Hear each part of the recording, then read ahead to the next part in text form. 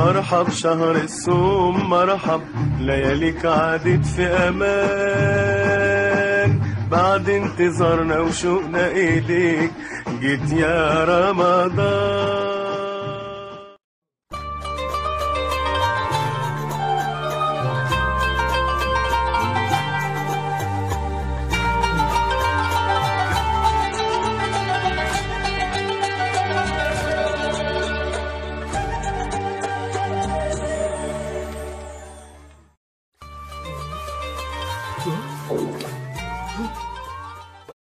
السلام عليكم ورحمة الله وبركاته. ازيكم عاملين ايه؟ يا رب تكونوا بخير. لو اول مرة تشوفي قناتي يا ريت تعملي لي لايك للفيديو وتشرفيني في القناة، تضغطي على زر سبسكرايب او اشتراك زي ما يظهر لك علشان يوصل لك كل فيديوهاتي الجديدة. ان شاء الله النهاردة هنعمل اباجورة من قماش الخيامية لرمضان. طبعا هحتاج الخشب ده اللي هو عامل زي الورق المضغوط ده، طبعا بيبقى جامد جدا او ابلكاش، وممكن لو هو مش موجود هنحتاج اللي هو الورق بتاع النتيجة، تكون نتيجة قديمة عندك بس تكون جامدة. تمام. وهحتاج برضو الرول اللي هو اللي بيجي عليه اللزق ده او بيجي عليه المناديل، عارفينه بيبقى جامد كده شوية. طبعا لو الرول ده مش موجود عندك هتجيبي اي ازازة سبراي موجودة عندك او اي حاجة يعني تتحط كده تبقى هي العمود بتاع الاباجوره. تمام. انا هستخدم الجزء ده، كان عندي كان موجود عندي في ترابيزه، فانا هستخدمه بديل ده. فانا حبيت بس اعرفكم البديل علشان لو الجزء ده طبعا اكيد مش هيبقى موجود عندكم، بس انا هستخدم ده لان شكله حلو. لو طبعا استخدمنا الجزء بتاع الرول ده بتاع رول المناديل او الرول اللزق هيتغلف اكيد. ممكن برضو ماسوره بتاعت ستاره مثلا اللي هي المواسير التخينه دي شويه برضو تتغلف، هيبقى برضو شكلها جميل. انا بس جايبه لكم بدائل علشان اللي ما عندوش ده يطلع ده. ممكن برضو ازازة سبراي وهتشيلي تقطعي الجزء اللي فوق ده برضو وهتغلفيها برضو وتستخدميها كالعمود اللي هو بتاع الاباجوره. انا جايبه لكم بدائل علشان اللي ما عندوش يعني ده او ده. وبرضو الخشب اللي انا هستخدمه في القاعده بتاعه الاباجوره ده لو مش موجود هتستخدمي الخشب اللي هو بتاع النتيجه. هو مش خشب، هو كرتون جامد اللي هو بتاع النتيجه ده، بيبقى عامل زي الخشب كده.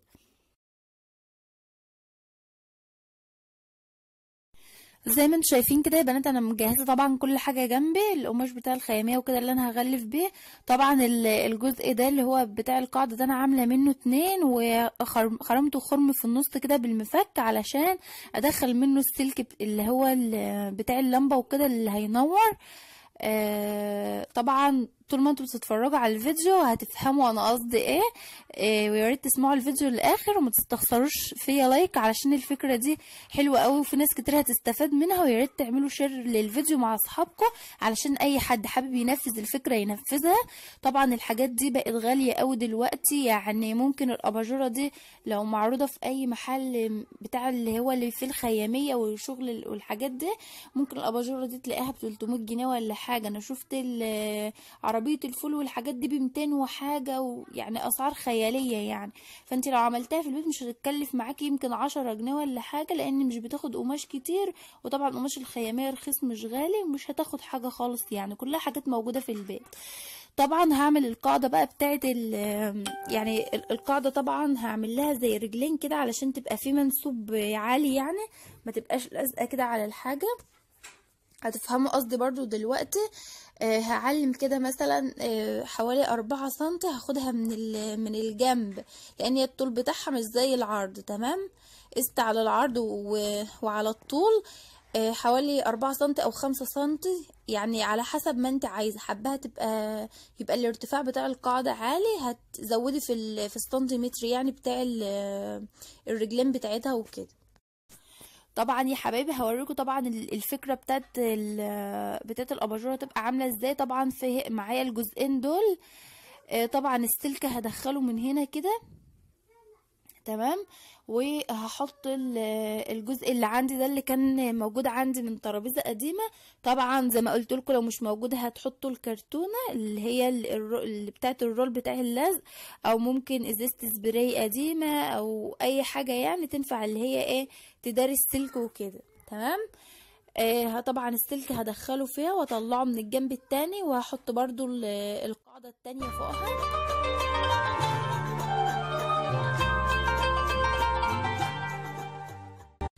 زي ما انتم شايفين كده انا كده خلصت اهو. انا بس بوريكم الفكرة، طبعا مش هعملها دلوقتي، بس انا بس بوريكم الفكرة يعني بتاعتها هتبقى عاملة ازاي. بعد كده بخرج بقى السلك من هنا وبركب بقى بعدها بقى الدواية واللمبة وكده. وطبعا الجزء اللي هو في النص ده بيتثبت بقى بأمير او بشمع او بغيره على حسب يعني، علشان يبقى ثابت وكده. وبعد كده يا حبايبي الاجزاء بقى اللي انا قصيتها معاكم علشان اعمل بيها القاعده زي ما انتم شايفين اهي، لحمت بيها الجنبين دول وهلحم دول برضو علشان يبقى فيه ارتفاع كده عالي يعني لما بتكون الاباجوره محطوطه.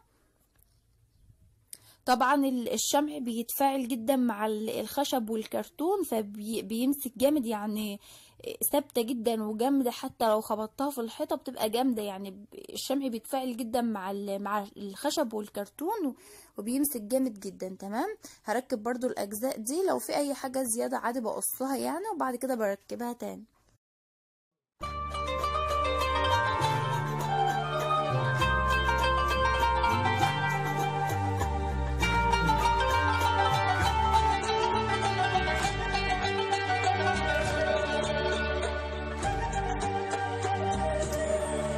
انا كده ركبتهم كلهم اهو، ركبت القاعده كلها تمام. بعد كده جبت بقى القماش بتاع الخياميه وابتدي بقى اللي انا اغلفها. هغلفها بالشمع عادي خالص. تمام، وطبعا الاجزاء اللي هلاقيها زياده هقصها، لان هعملها هغلفها من الاجناب من تحت بورق الفوم علشان يدي برضو شكل حلو مع قماش الخياميه وكده.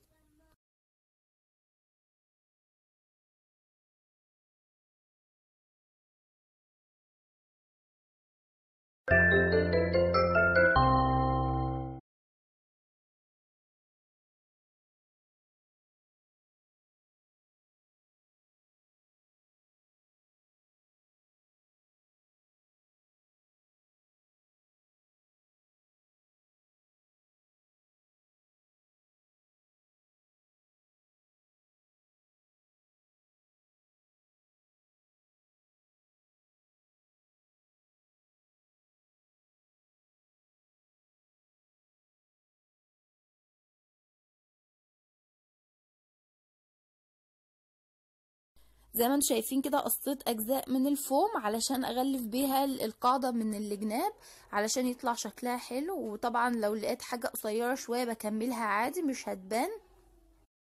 زي ما انتم شايفين كده يا حبايبي انا كده خلصتها اهو، شكلها جميل جدا جدا يعني. وطبعا الجزء اللي انا خرماه من النص هرجع تاني اعمله بمشرط او كده، هعلم على الفتحة بتاعت اللي انا هخرج منها السلك، وعادي هفتحها تاني. تمام، ده كده الشكل النهائي اهو. كان هنا بس حتت بسيطة كده من الكرتون باينة فغلفتها بالاستراس علشان يبقى شكلها حلو.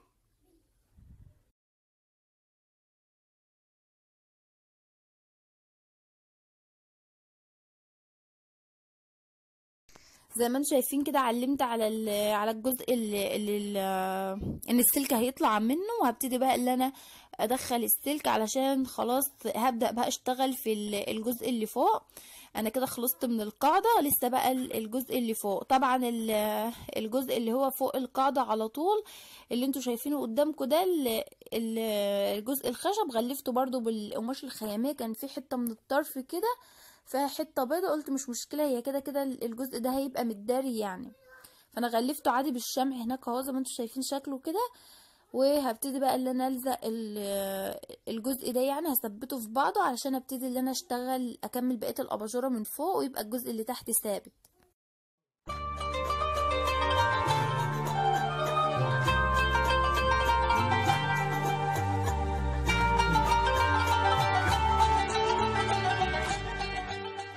بقى الجزء اللي انا هثبت عليه الاباجوره من فوق. تمام، دخلت برضو في السلك، وبعد ما بقى ما ادخل السلك و اظبطه كده، وابتدي بقى اللي انا اثبته بقى من تحت بقى بشمع او بامير على حسب يعني اللي موجود عندك وكده. انا حطيت الاتنين الصراحه، حطيت شمع وامير علشان تبقى جامده يعني وثابته بعد ما عملت بالشمع رجعت تاني عملت بأمير الجزء اللي تحت علشان اللي هو العمود ده يبقى ثابت مع القماش، عشان ما يبقاش بيتهز او بيروح كده او كده يعني. فرجعت فتحت فتحة صغننة كده بالمقص، ودخلت الصبع الأمير، وبعد كده بقى ثابت بقى وبقت جامدة اوي.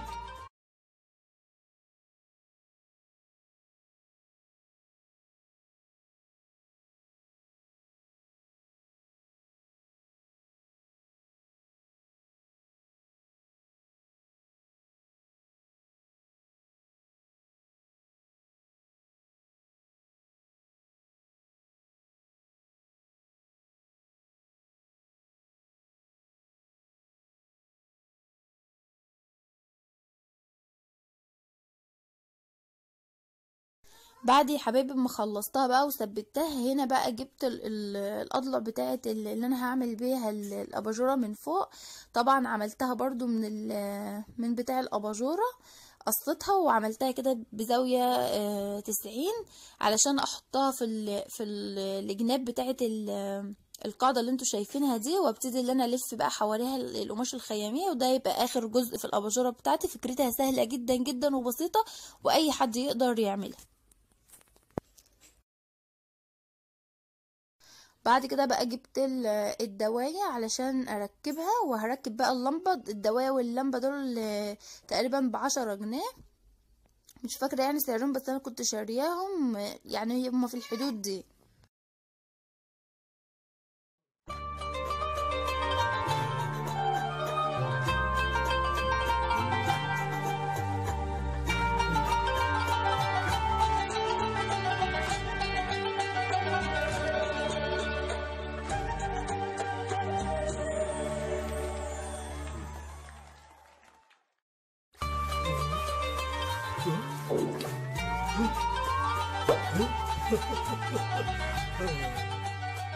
وبعد ما ركبت بقى اللمبة، ركبت الجناب بتاعة الاباجورة، طبعا مثبتها عادي يعني بالامير، وغلفتها من الجناب كده بشمع علشان برضو تبقى جامدة. ومن فوق عملت لها الاضلع اللي انتوا شايفينها دي من فوق علشان برضو تبقى جامدة يعني، وتبقى ثابتة وكده. بعد كده هقص بقى جزء من القماش بتاعي الخيامية علشان ابتدي ان انا اغلف الجزء اللي فوق.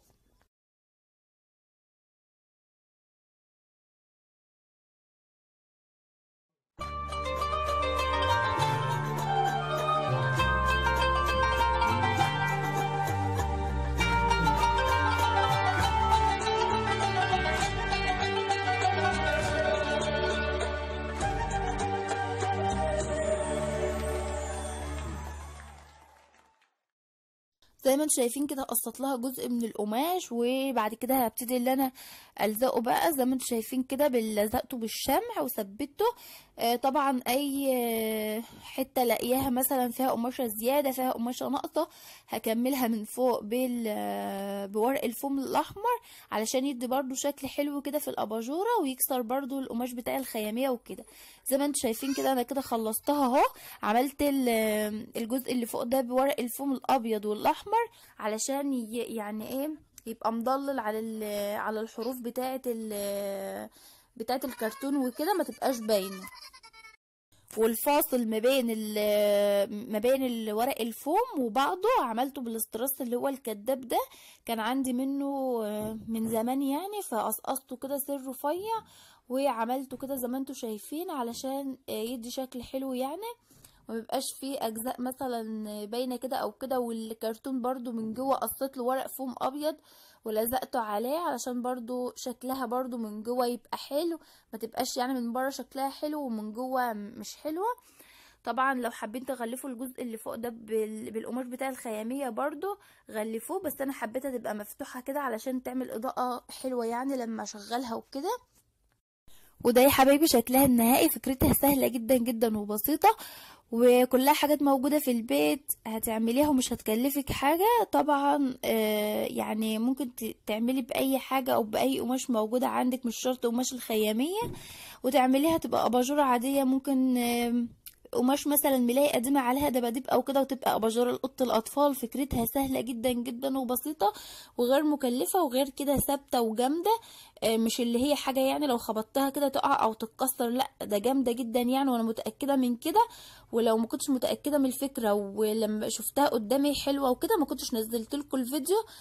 فعلا فكرتها جميلة جدا وسهلة، وحاجة كده تديكي بهجة كده في رمضان من غير ما تشتري او تكلفي نفسك. طبعا الحاجات الجاهزة بتبقى غالية جدا جدا. يا ريت لو الفيديو عجبكم يا حبيبي ما تستخسروش فيا لايك، وتعملوا مشاركة مع اصحابكم ومع قرايبكم، علشان لو حد حابب اللي هو ينفذ الفكرة ينفذها. ربنا يا رب يبارك لكم، ورمضان كريم، وربنا يعود عليكم الايام بخير، والسلام عليكم.